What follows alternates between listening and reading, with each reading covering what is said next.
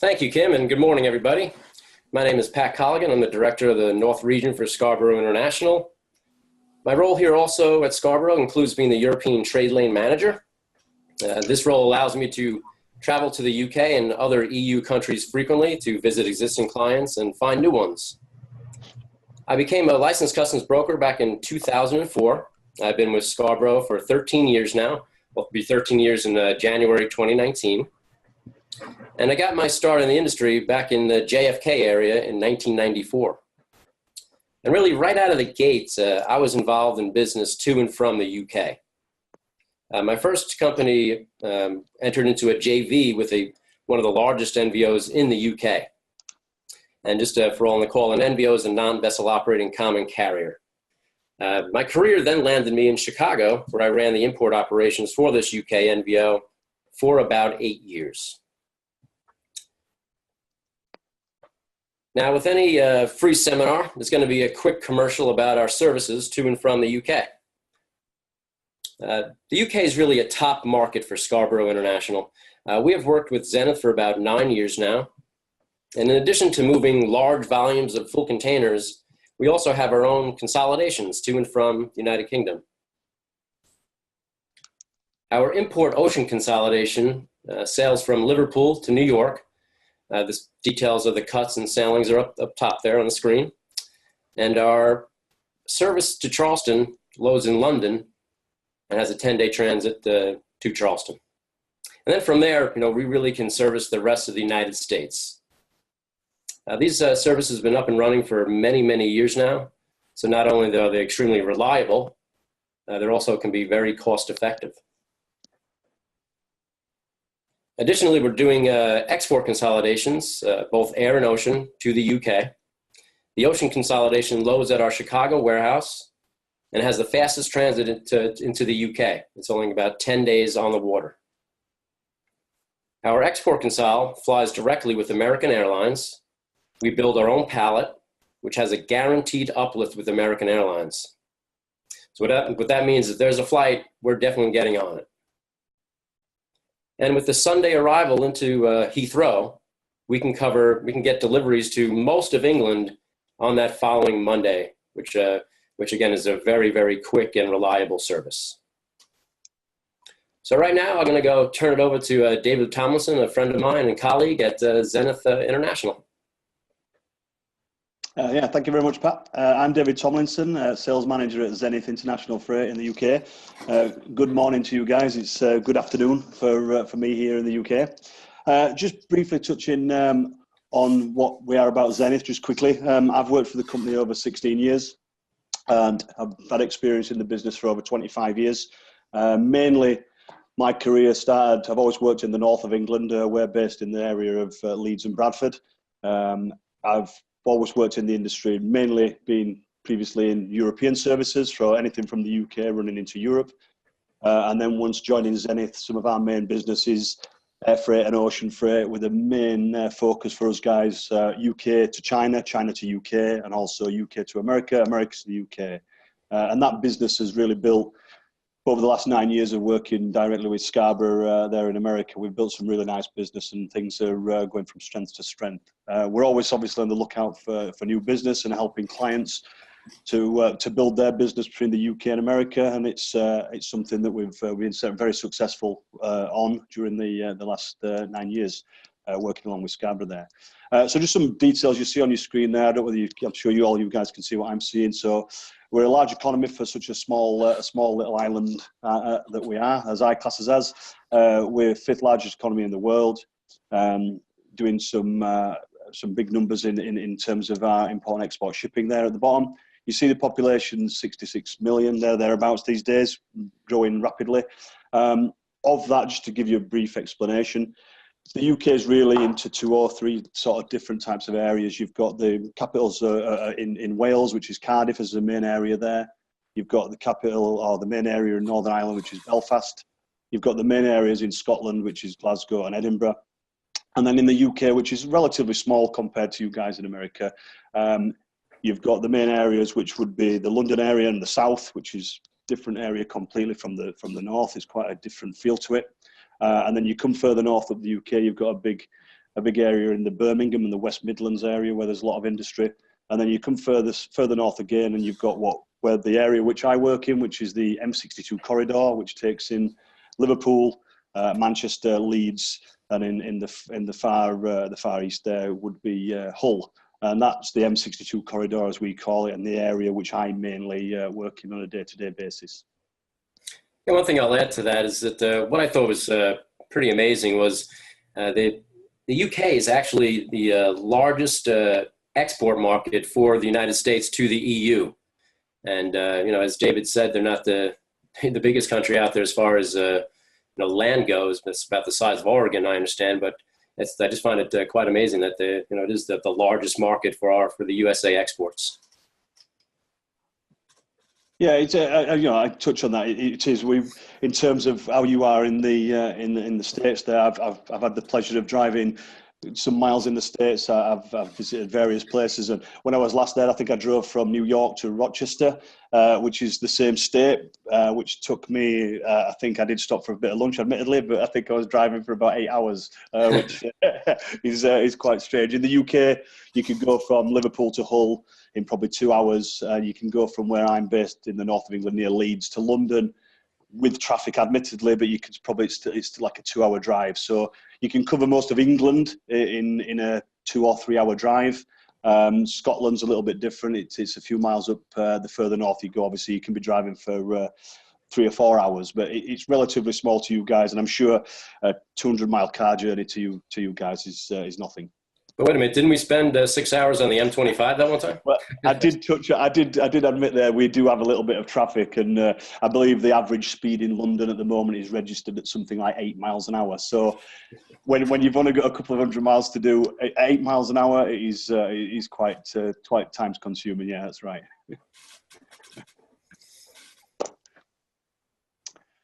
So if we can move on to the next slide. I think Pat touched there just on some percentages for the trade from the countries that we're dealing with. You see, obviously, there's a lot of European business. European is a little bit different now in the UK. When I joined the industry 25 years ago, the norm would be that we'd have a UK-based driver who you would send out to Europe, who would do several deliveries on his way. Go to a main depot in, let's take Germany as an example. So he'd set off from the UK, he'd drive through to Dusseldorf or to Munich. He'd maybe do a delivery on the way, collect and then return.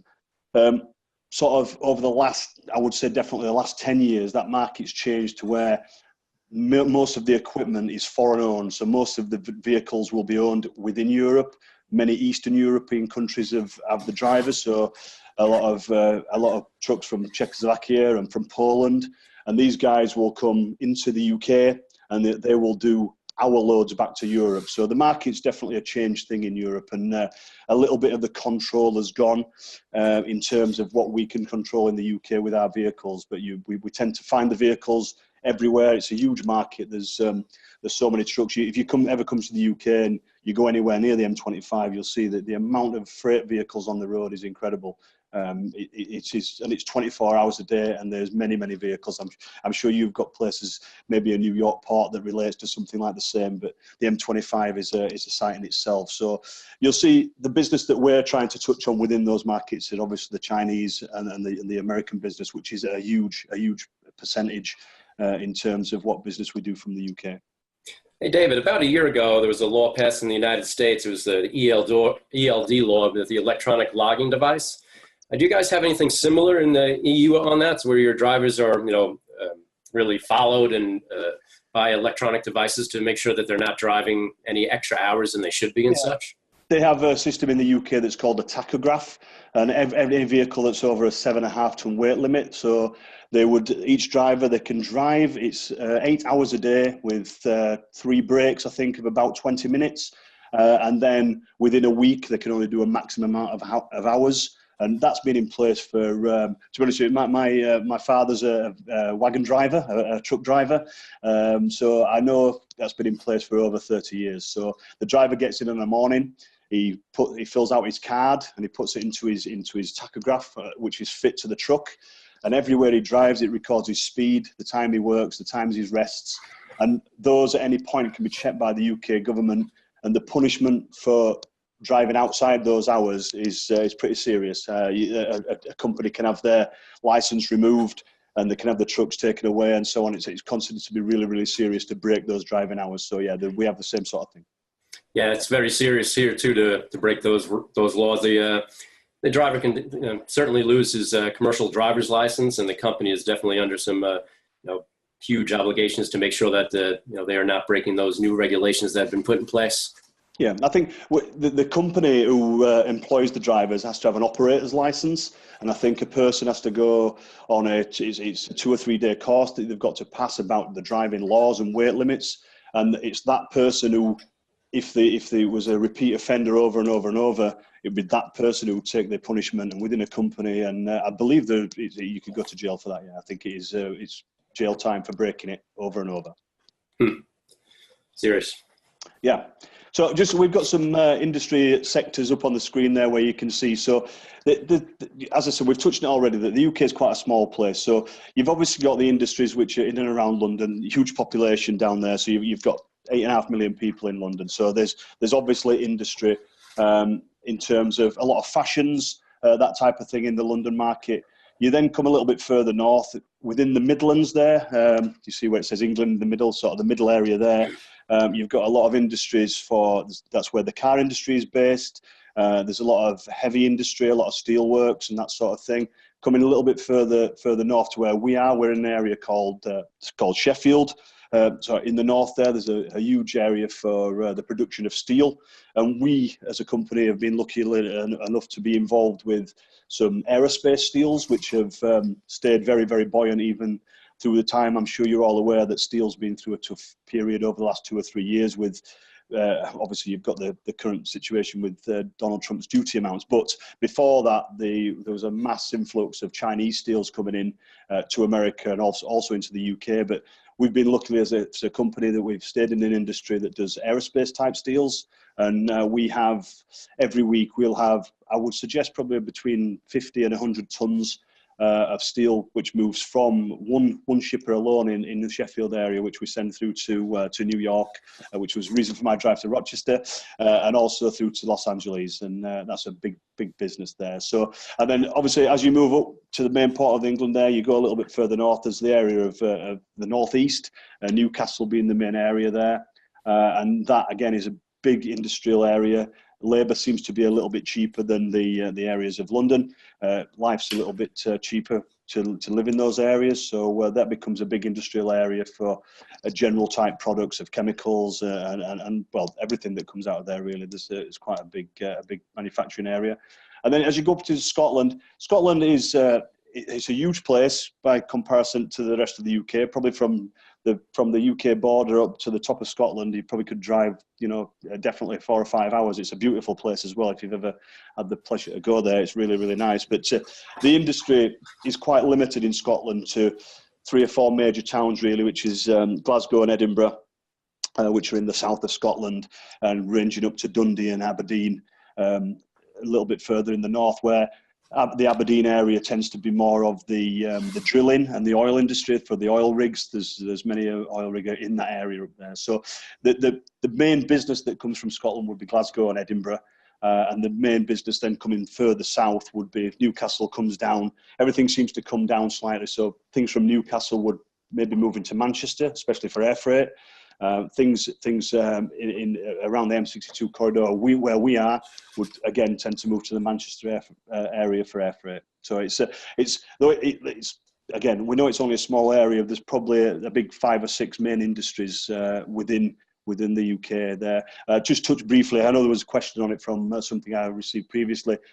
Cornwall there, which is at the bottom of the country, lovely place to visit on holiday. Not a great deal of industry down there. It's a long drive, which is, there's no major routes, there's no main motorway which links sort of Bristol down to the bottom of Cornwall. So there's not much more down there than a sort of holiday industry. And if you've all heard of them, Cornish pasties.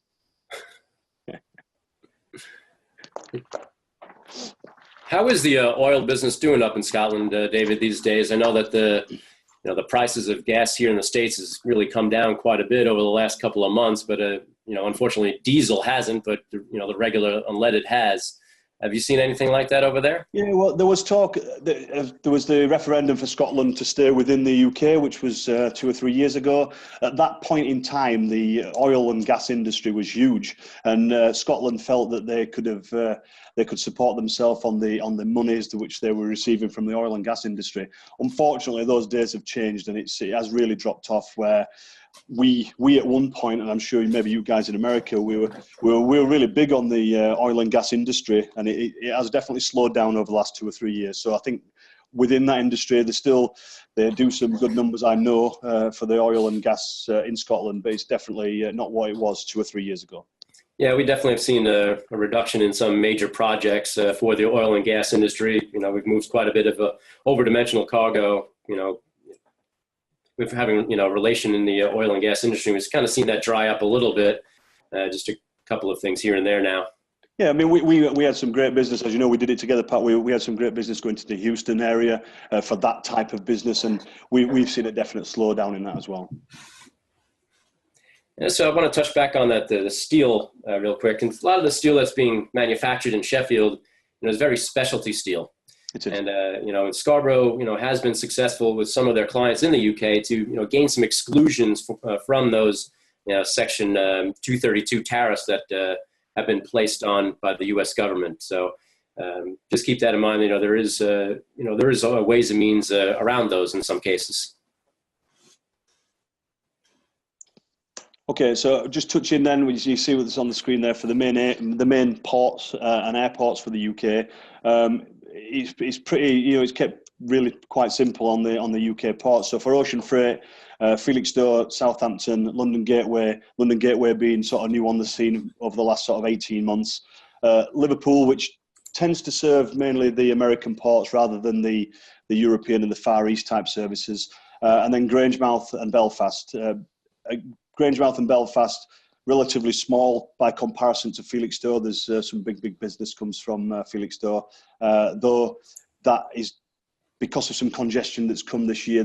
They changed some computer systems this year. I don't know whether you guys have been aware of that in the States, but we had vessels sat queuing to come into the port due to problems with IT issues, really, with the computer system that changed. So it caused us some real problems this year, and I believe it's still really not to an end just yet, though it is softening.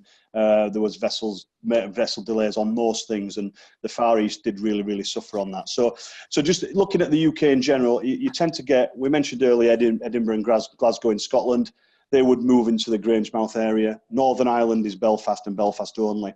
And the majority of business in England, so even the business coming from Newcastle and Manchester and Liverpool in the north there, would tend to load at a point. So if I took an example of a typical New York shipment for us, or I'll give you two examples. So a New York we'd receive in our office, in our depot in Bradford. From wherever in the country, we go as far south as really touching onto London. Depends where we are with the trucks. We would then bring that back into our Bradford depot, load. The container would move from our Bradford depot then through to Liverpool for export to the USA. Business going for China tends to move from the southern parts of Southampton and Felixstowe. So regardless where you are in the UK, even from Newcastle, it'd probably come into a depot in Newcastle and then move south to be exported from there. And that's tends to be always been the case, that those are the two major ports for export. So that's where the big vessels go. Felixstowe is a deep port there that handles the big, huge vessels from China. And then for air freight cargo, the main place for most things on there is London Heathrow, and even the services for Birmingham and Manchester, on a lot of occasions they will receive in those areas, but they will truck or they will fly to London Heathrow for a connection flight. And London Heathrow, I'm sure you've seen the news, or if you've travelled through England, it's a huge airport. It's ever growing. They're trying to create this European hub now, so we can take over from the likes of Frankfurt or from Schiphol in Holland. And it's an airport that's growing and growing. So most of the services there on the air freight from England, which is Birmingham, Manchester and Newcastle, would tend to go in some way, or there'd be a large percentage which would go to Heathrow and go from there. There is main services from Manchester into the States, many places in the USA, but there is the biggest, larger planes and the big carriers coming out of Heathrow. Again, Glasgow is a main airport in the same way, would collect whatever comes from the Scottish area or surrounding areas and would come from Glasgow. And Belfast being the same, though I'll be honest, I'm not too sure on the air freight volumes coming out of Belfast, but whatever comes from Northern Ireland would be into that area.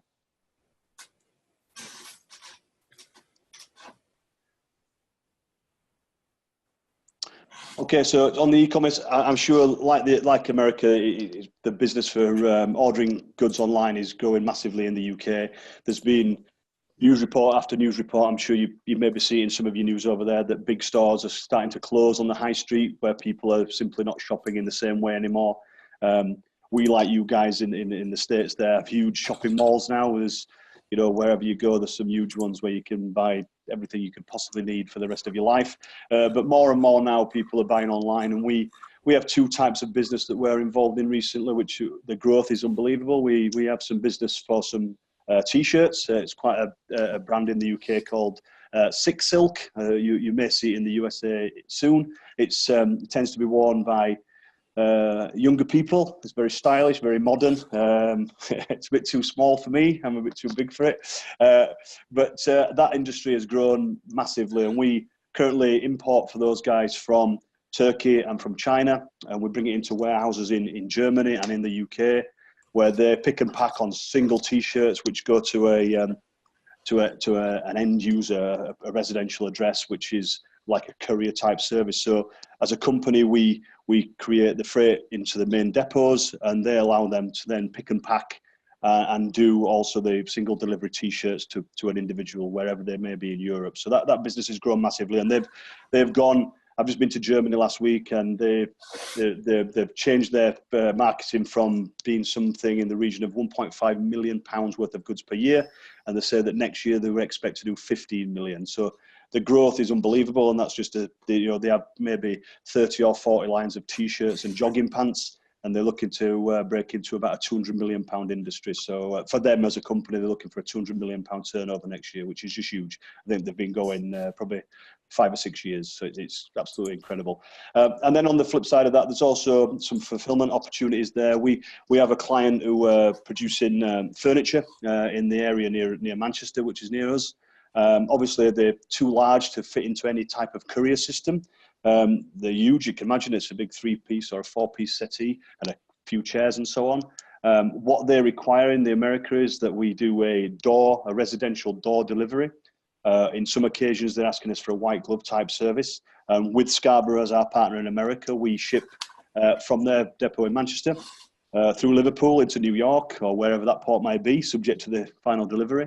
And our colleagues there at Scarbrough take it from that point, from the containers, and produce a to-door delivery. On a lot of them, we request that it may be a curbside delivery, but we have the occasion where they ask for a white glove service, where we take the product inside, remove the packaging, and off they go. They've got the new settee, and that is working very, very well. And that business, again, is grown. And we started off last year doing, I would suggest, 2 or 3 sofas per month. And we currently, though we do worldwide business for them, we're doing in the region of about 40 settees and sofas and chairs throughout the world. And America's a big market for that. I think we've been doing probably about 15 a month. So it's very good. So they produce their orders on an online basis. Going back to the e-commerce part of this, they're all online, but then they require that it's too big for the smaller package type service, and we then offer that service through to somebody's door. We keep them posted all the way through with our partner Scarbrough all the way, and it's something that's going very, very well for us. And that's just to touch on that service. That the Incoterm on that service is DDP. So what's great for the consumer here in the United States is they really don't have to worry about anything except receiving it. We already customs clear it before it arrives into the United States, and then we have our carriers give the consignee a call once it's cleared and say, hey, it's ready to go. When do you want it? So that's the type of service that a lot of consumers in the States, they don't know about customs clearance. They really don't want to know, to be honest. So the shipper in that occasion is the importer of record, and we really do everything on their behalf. Yeah, I'd say the same. The UK market also doesn't have the understanding of what's required in the States. It's a different market to the world. Most people get used to the European thing. So currently in Europe, we have the situation where I could make a chair and I can give it to somebody with no invoice, no paperwork, and I can ask them to deliver it to Munich for me. And it gets done. I give them the shipping address for collection and the delivery point, and off it goes. There's no reason for any paperwork to do with values or customs or anything. So when it comes to the US market, we get the same client who's producing the same chair, and he tells us it's going to ship to so-and-so, wherever that might be in America. And we have to then start telling him things about imports of record and authorizations and so on. So it becomes quite a complicated thing. And you mentioned there that the consignee in the USA isn't too concerned with that. They just want the product to turn up at the door. The UK shipper is also not concerned with it, which makes our job quite interesting. So the majority of clients that we get, on whatever the term of sale happens to be for the American market, we have to talk them through the various stages of what's required. And I know, Pat, we rely on you guys to do the same when we give you people as a consignee who don't know much about what they're going to do when it gets there. So it's an interesting way. The US market is definitely the most complicated that we serve. That's what we do. It is, yeah. I'm gonna jump in really quick. Just for those U.S. exporters, we do also offer the same service on the U.K. side. So any type of fulfillment and deliveries throughout the U.K., obviously Scarbrough and Zenith work together to do the same thing on that side. Yeah, that's true. Yeah, obviously the UK market, we're receiving. I'm touching on my exports a bit much here, but on the import, we're receiving weekly containers from our colleagues there in Scarbrough, and we do the same. So we receive it from the port of Liverpool, we bring it through to our depot, which would be in the Bradford or the London areas. We strip the containers at that point. We offer the full clearance service, which is a little bit more straightforward than you guys, but I'll just touch on it briefly. I know we're probably going to come up on about customs at a later point, but in the UK, there's VAT and duty to be paid, which is got to be paid immediately. We ask clients that they pay that immediately, and then it's reclaimed from the government. But we'll maybe touch on that. I know Kim's just shooting through some of the slides there. I've rushed forward a little bit about the VAT, but we'll just go back and maybe we'll come back to that in a bit more detail. Go ahead and just talk about the VAT right now, and then we can go back to Okay, that's fine. So the VAT situation in the UK is that all products that are imported into the UK are subject to a 20% VAT. What tends to happen is that the shipment comes in, the VAT is paid by a registered company within the UK. In order to pay the VAT, they're registered for the VAT, and it shows you at the bottom there of the slide that Kim's just put up there that there's the percentage of what they're spending, or the amount they're spending is in the excess of £85,000 VATable goods. That could be within the UK as well as import or export. Outside, once you're above that, you need to be registered for VAT in the UK. So a typical example of an import coming in, we would receive the goods or the manifest from our guys at Scarbrough there. We'd contact the consignees, we'd check their details for the VAT. We'd do the clearance. We would pay the VAT for them if they don't have a deferment account, which again, I'll touch on in a second. We would then ask them to pay us that VAT in full before we release the shipment. We deliver the shipment. Then at a certain period, it depends how they file their returns, but either over a 3-month or a 6-month period, they can request that amount back for VAT back from the government, which is a simplified form, and they get that back in full, and subject to them what they do with it, whether they re-export or sell it, that's a different thing. But at that point of entry, they pay the VAT and the duty immediately, which they can then be reclaimed back. Duty cannot be reclaimed back. Duty is a cost to them.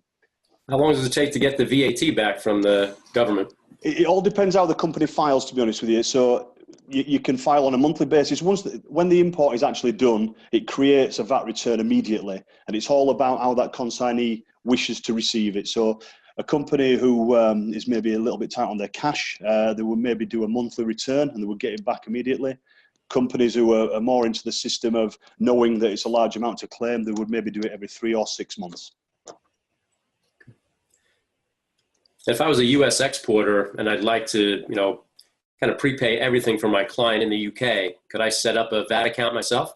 It's difficult because in order to set up I touched on it, the deferment account and the VAT account, you must be registered in the UK and have a registered office that is registered for VAT and have a VAT number from the government. So if the American company had a full registration in the UK, you could happily pay the VAT and then reclaim it.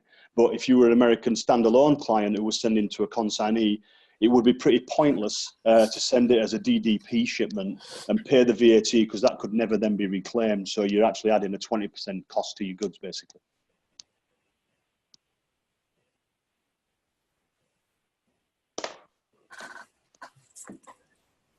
Is there any way that we could utilize a deferment account through a forwarder? That's correct, yeah. We offer that service to everybody we work with. Most forwarders, not just ourselves, but most forwarders have a deferment account where if that import comes in, we put it on our deferment account with or without a consignee's VAT number. Obviously, we hope they're registered for VAT so it can be then refunded, but we have a deferment account in place. And the way the deferment account works in the UK, if you were going to register for one, the money within a deferment account must be guaranteed by a bank. So if you are registered and you had a VAT number, you could then apply for a deferment account for whatever that figure may be. I believe ours as a company is about 10 million. And we need to sit in our bank. I think we need to, I'm not 100% on the figures, but we need to guarantee about £2 million in an account to make sure that we can guarantee that VAT amount. And then we are also expected then to pay that immediately. So an import comes in, if it goes on our deferment, it is immediately taken from our account, and we then would ask a consignee that they pay in the same manner to us as soon as possible. It's very rare, if at all, that a freight forwarder would offer credit on VAT. Can you touch on deferring payment through like the bonded warehouse? Yeah, so there's a system in the UK. You can bring things into a bonded warehouse. Let's take Felixstowe as an example, where we do it right now with a t-shirt business. So we'd bring some products in from China. It would move from the quay to the bonded warehouse, and it would stay in that bonded warehouse effectively uncleared until the point of it needed to be used. So that client could bring out a t-shirt, and when that t-shirt comes from the warehouse, we would do an electronic entry which would then make them pay the VAT and duty on the one t-shirt. The rest of the stock stays in a bonded warehouse, and you pay nothing on that until it is used or removed from that warehouse. Do you have anything similar to free trade zones like we do here in the States, where you can actually manipulate merchandise in those bonded warehouses? We don't as such have the free trade zone, no. I mean, you've got a sort of a bit of a different thing going on there. I know they have. We use the likes of free trade zones in Dubai and in Singapore. In the UK, it's quite a straightforward process that goods are coming in at port. They're either cleared or they're moved to a bonded facility where they're held until clearance. Okay, thank you. No problem. Okay, do we have any other questions on the VAT? No more coming in. All right, well, let's get back to the slides that we were on before. Yeah, so it was I jumped forward. I apologise for that, but yeah. So onto the culture of the UK. So I touched earlier just on the difference between London and the north of England, where I am the M62 corridor. London tends to be, and I don't want to upset anybody, but it tends to be more aggressive. It's definitely a faster paced place to be. Business is a little bit more aggressive and things get done a little bit quicker. In the north here in England, so if you come to the areas anywhere up from Birmingham really, tends to be a little bit more laid back and a little bit of a slower pace, and business, obviously I'm from the north so I can say what I wish, but it tends to be a little bit more honest. So we deliver the truth at all times, and it's the way that people speak. It's just a little bit more easygoing. So you see there on the culture, we're a handshake sort of guys. None of the kisses of our European friends. A simple handshake, perfect. You see, the working day in the UK is 9 till 5 p.m. Most people taking an hour for lunch, though these days. I know in the forwarding industry, it's rare to see people leave the desk for an hour these days. They might nip for a coffee for 10 minutes, but it's rare. But if you're working in the UK to go see companies, the best time to do some business in terms of appointments would be between 10 and 12 noon, and definitely from 2 to maybe 4 in an afternoon is the perfect time, in trying to avoid much earlier times and definitely avoiding the lunch. You'd be better off a business meeting from 2 p.m. in the afternoon would be perfect if you want to spend a couple of hours there and not get rushed out of the building. Mentioned the body language is pretty friendly. And obviously the corporate culture, again, I'm from the north of England. It's very professional. We like to get things done, and we deliver exactly what we're offering. But again, it's very honest and pretty friendly. And obviously communication touched on the bottom there, which is a benefit for all you guys in America and us guys here in the UK. It's English all the way. Though you may find, and I'm sure if some of you have had the pleasure of travelling in England, travelling to Scotland can be a different dialect, and it can be quite. You've got to sometimes listen. Me too. Parts of England, there's Newcastle where they speak a different dialect. I'm sure you can tell from I'm from Yorkshire, so I have quite a broad tone. And then you've got the guys. I'm sure everybody in the world must have heard the a Liverpudlian speak, which is quite a different thing altogether. So yeah, English all the way, but you've maybe got to listen a little bit carefully. For sure. So, David, is there a difference in practices or culture between Scotland, Isle of Man, Wales, Cornwall, or Northern Ireland, or even throughout, Northern and Southern England? There's a difference where, as I would say, I think in London it's a little bit more direct. It's definitely a faster paced place to go and work. You mentioned you've mentioned the Isle of Man and so on. There's small islands. We've got the Channel Islands, we've got the Isle of Man, and there's various islands in Scotland. These places are quite remote, and obviously they're generally served from the UK. So there'll be small trucking companies going from a main hub in all those places on a daily type service. It'd be just it's classed as a UK delivery. Northern Ireland's definitely a different culture. They're based, obviously, again, a smaller island, off an island, as it were. A lot of their business is done. A lot of their business is between Northern and Southern Ireland. They use the services of Dublin, which is in the south, a great deal. It's definitely a different culture to the UK. Scotland in itself, again, they've got their main parts of Scotland. I mean, it's again a large area. The population is quite small for the size of the area. They're condensed in 2 or 3 major cities. So there's definitely a difference in culture, and you tend to find. I mean, I've worked in the forwarding industry for 30 years, and we still have the issue where I'm from an area called Leeds, and the area of Leeds, we tend not to get on too well with people from maybe Manchester or Liverpool. It always used to be a little bit of a thing. It more relates to soccer, as you would call it, but it still exists where there's different cultures in different areas. Yeah. On to what to wear, just moving on, same on the culture for now. So on a day-to-day, it's basically trousers, jacket and a shirt would be the norm within the office. I'm not wearing a tie today because I thought it was a little bit, you American guys are a little bit more laid back than us in the UK, so I left my tie off. And again, I mentioned there about being away from the office, out of offices. If you ever come to the UK, I guarantee you will visit a British pub. And in that pub, you tend to find that people are really casual, a t-shirt, jeans, and sneakers. That's the main thing to wear. I touched on earlier about times during the day, some meals and meetings there. So it's actually rare for me as a salesman. I work on the road 2 or 3 days a week. It's very, very rare for me to get a lunchtime appointment with someone these days. People just don't have the time. You tend to find that in the shipping industry or the export or import shipments, the staff who work at manufacturing sites just don't have the time. So it's very rare to get a lunch appointment with someone these days. You're more likely to, you grab them in an afternoon for 30, 60 minutes, but it's very rare to go out for lunch. Difference would be if you were out and you were meeting a client on an evening. It's definitely, the times from work from 5:30 onward. I would suspect if you came to the UK and you met someone, you'd definitely be in the surroundings of a pub and maybe a restaurant. So we don't start over late. It's you'd probably go to an evening meal, between the hours of maybe 6 p.m. and 9 p.m. and maybe from there maybe a drink in a pub after.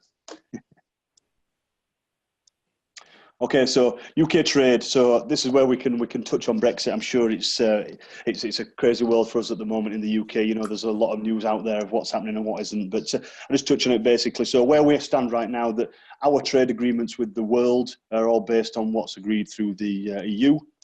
As you know, the Brexit's on the cards for us to come out of Europe sometime between now and the end of March, or the discussions between now and March for us to come out of Europe. I'll just touch on the worst and best scenarios where that stands us right now. So the worst possible scenario would be is that we have to go back to a full customs system where we produce an export entry within the UK. It'd have to be stamped at the port leaving the UK. and it then have to be cleared into Europe to be delivered. Now, we've not had that system in place for all Europe for probably over 20 years.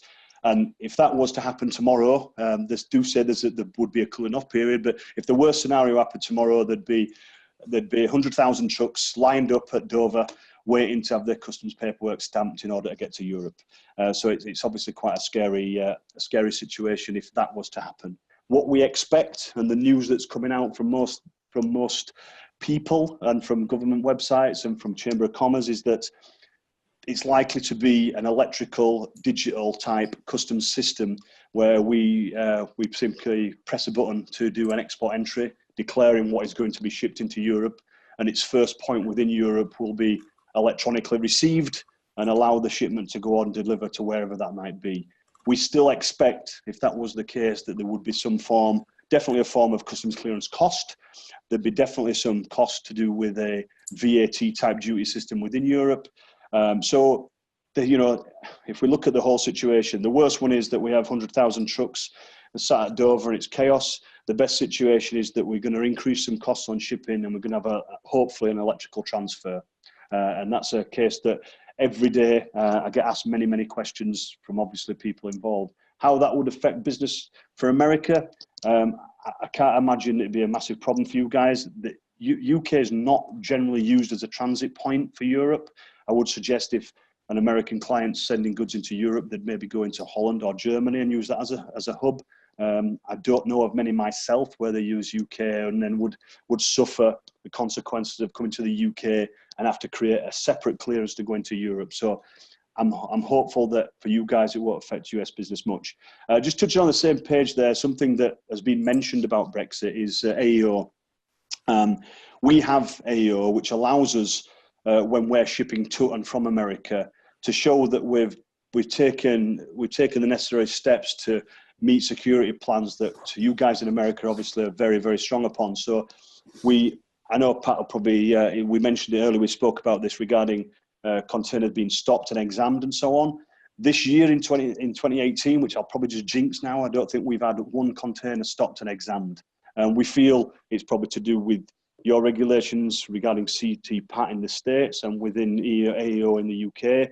We've been very lucky. We've had some documentation exams, but we've not had a physical exam, especially not on a UK import. So I'll touch wood on that. And so we've been very lucky. But the AEO status, it was mentioned that if Brexit goes ahead and we have the situation where clearance is required, that most forwarders and possibly manufacturers and shippers would need to have AEO status. And what the brief side of that is that we checked with every single person we work with to check their security, their staff, and how they vet people and how they employ people, how they operate their warehouses and their manufacturing sites, to make sure the whole process of shipping is secure and that they're fully aware of the people that are involved in that process, and that people have been checked, rightly so, to know that those goods are not in any way coming into any chance of any danger through terrorism or any problems to do with theft or anything. It's a full check of the full process from start to finish. So if Brexit, if it goes the way where we get the best scenario for a digital requirement when it crosses the borders from the UK, we expect the AEO will be required, and hopefully with us having that at the moment, and most forwarders in fairness have got that, the process hopefully should be pretty simple. Yeah, and that AEO program is completely comparable to the CT-PAT program here in the United States. The EU Commission does have in place a mutual recognition agreement, with that AEO program. So it's really just about the same as our CT-PAT. But I do find it pretty amazing that you've had so few exams, and because I could probably, last week we probably had more than 1 or 2 containers pulled for a full DVAN here in the United States. Yeah, I think it's definitely more. I hear about it more from you guys. I mean, we tend to get what tends to happen is we'll get a paperwork check. So we have to send all the original paperwork to HMRC, and they'll check through those things fully. And it's at that point where they can then do the physical exam. But we've been lucky enough to avoid it. Now, I do feel that we've been now involved in some really big numbers from the States to or from for the last 10 years, and I think we have a lot of repeat shipments, and I think it's somewhat, in my opinion, customs would never tell you this, but I think it's a knowledge of the business that we're importing and exporting from the UK. It's a regular repeat type business, and obviously with the AO and with you guys with the CT, I think we've been pretty lucky. But as I said earlier, I've probably jinxed it now, and our next 20 containers will probably be stopped for for a full exam. Let's hope. Nah, I don't think so. You hit it spot on, really. I mean, with the business that is regular, everything coming to the United States goes through the automated targeting system. And if there is anomalies within that targeting system, that's when you have an exam. But if it's regular stuff in and out, it's a high percentage of not being examined or being stopped whatsoever.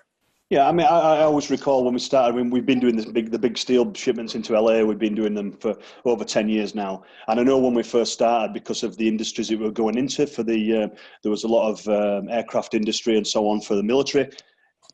When we first started, every shipment was stopped and checked.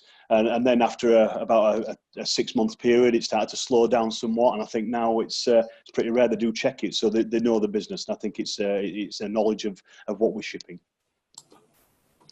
All right, well, we do actually have several questions on the Brexit, but because there's nothing concrete at the moment, I think we'll just keep moving forward since we're running out of time, and we will send emails out. Whoever sent in questions about Brexit, I will include David on those emails out to you, and we can answer those then.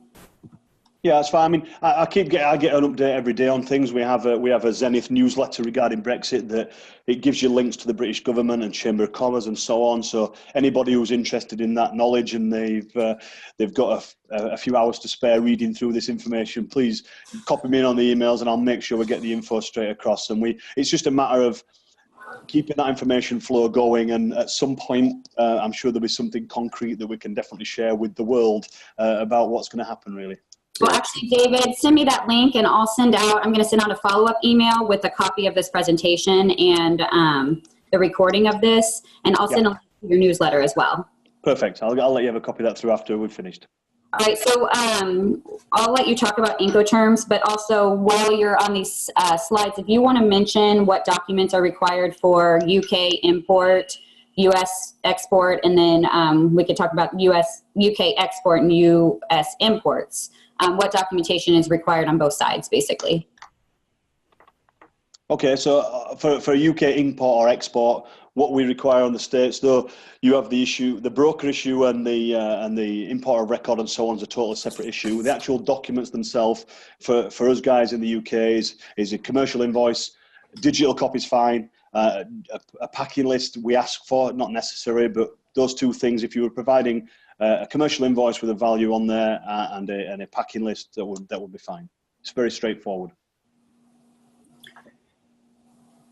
Yeah, it's very similar on the outbound from the United States. It's a pro forma of an invoice and a packing list, and also a shipper's letter of instruction, detailing what you're exporting with the Schedule B number, and also a license determination to verify whether or not your commodity is subject to a license, which, going to the UK, if it doesn't have any dual use capabilities or it's not very high technology, in all likelihood would not require a license. Coming back into the United States, all the data that we need from, for the importer security filing, that really we get from Zenith. So the shipper provides them with the invoice, and then that information is just sent over to us. So it's pretty streamlined. The only time coming into the United States where you need additional documentation is going to be when you have a commodity such as perhaps a vehicle, where we're going to need to get some more information for EPA and DOT purposes, and or chemicals where we need a TSCA statement. So there's just a few commodities, goods that are going to be maybe planted in the soil might need a phytosanitary certificate. So on the whole, we just really need really a commercial invoice and a bill of lading. But when you get down to particular commodities, we may need a few other documents. Yeah, I mean, one thing we tend to do on our exports, if we received a booking for some new business going from the UK to America, we would always ask. We check the paperwork. We're quite a hands-on company as Zenith. We're still dealing with majority of our clients are people who are maybe doing a handful of shipments per week as a maximum. So they need a little bit more help with some paperwork. We tend to receive that booking. I would always ask for the consignee details. I would always try and get in contact with them regarding brokerage and regarding their import procedures, and we'd help them out. And Pat touched on a couple of things. Obviously, hazardous documents we would require, and we get all that checked out with the shipping lines, which is a dangerous goods note in the UK. And I think we've had the occasion where we've done some fish and wildlife things, Pat. I think you'll probably be aware of those. Sure. And again, we ask all the questions of somebody new, and what we tend to do is if we can get a week's notice on something absolutely brand new, we can fire it across to our guys in Scarbrough. We ask all the questions needed, and before it even hits that container, we know all the answers to make things as simple as possible. Okay, and I don't know if you wanted to touch on the popular Incoterms, or, I mean, you guys can pretty much see what they are here. We could keep moving forward too. Yeah, just briefly for me in the UK, that most people are asking us for UK to America. Most people are asking us for DAP. That's the most common. We do have some CFR, CIF requirements for the bigger ports, perhaps in Los Angeles and maybe in Houston. But the majority of the business that we are doing and the requests we get from for UK to America would be DAP. And my inquiries for America to the UK would be ex-works. I'm sure Pat can touch on how it happens in reverse. Yeah, I think that probably 75% of the business that we see out of the United States going to the UK is on an ex-works basis. A lot of American companies just want to produce it, and you pick it up and take care of it from there. But obviously, there's other scenarios, and we see some C&F and DAP business as well. But on the whole, it is an ex-works market. Okay. Since we landed on this, we do have a couple of questions about getting into the UK market. What kind of resources, who our clients should talk to find either manufacturers or clients themselves. I don't know if you guys want to touch on this, or I can. Yeah, I'll touch it on quick. One good resource when you're new to exporting and trying to get into another market is the Bureau of Industry and Security, the BIS. If you go to their website, there's a ton of good information on there, and actually they'll really help you try to get into that market. So feel free to give them a call, and also the Small Business Administration, the SBA, is definitely a great resource to help your business. Try to find some buyers and distributors over in any part of the world, but especially the UK. So yeah, there's a lot of local economic development type programs in your local cities, and one new thing that's come out in the past couple of years is called the Global Cities Initiative, and you can see that map right there. Those are through the World Trade Centers of each of these major hubs, and you guys can contact them, and they actually have like an export plan to help local companies to really boost exports out of the US. So they will help take you like on missions to meet potential buyers.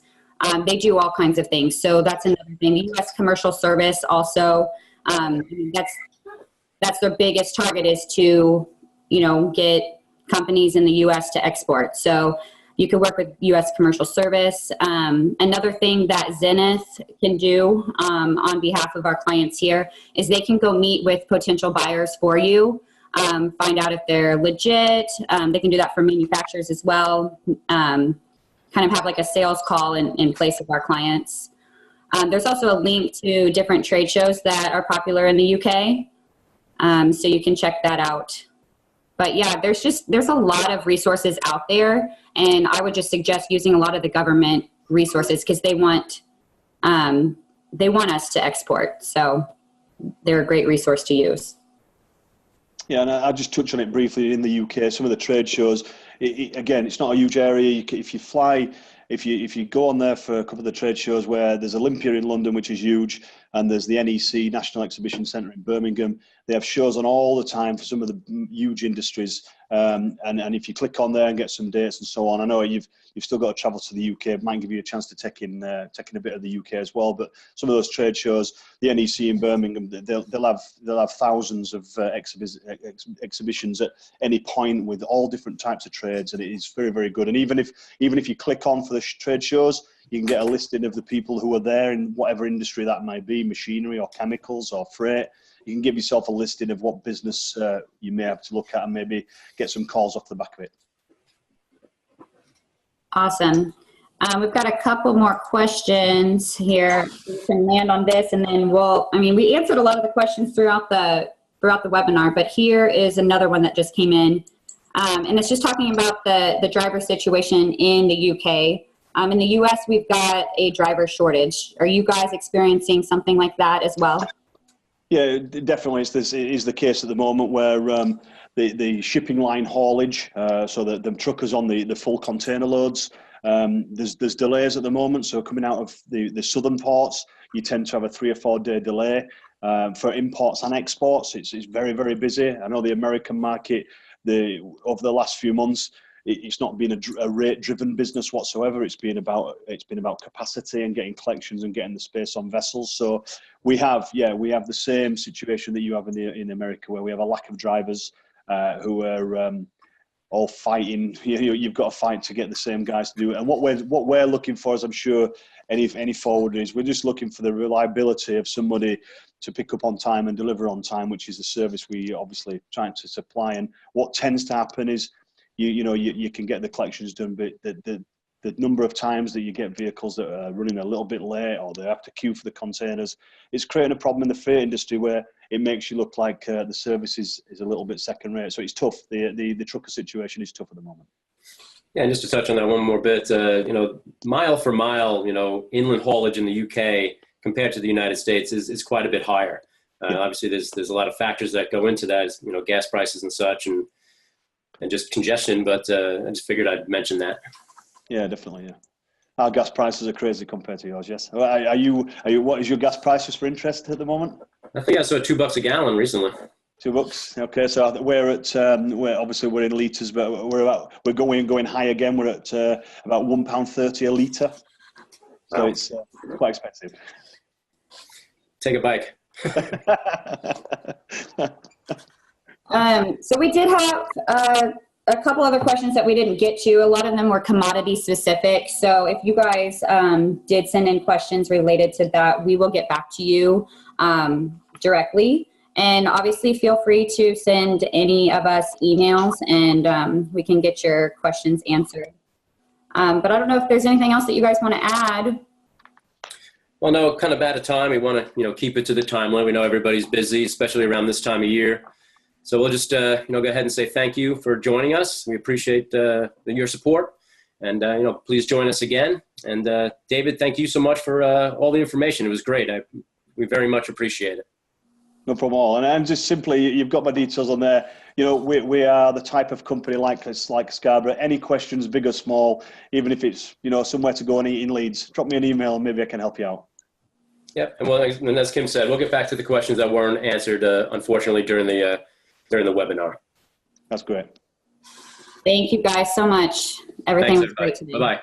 Bye. Thank you. Bye-bye.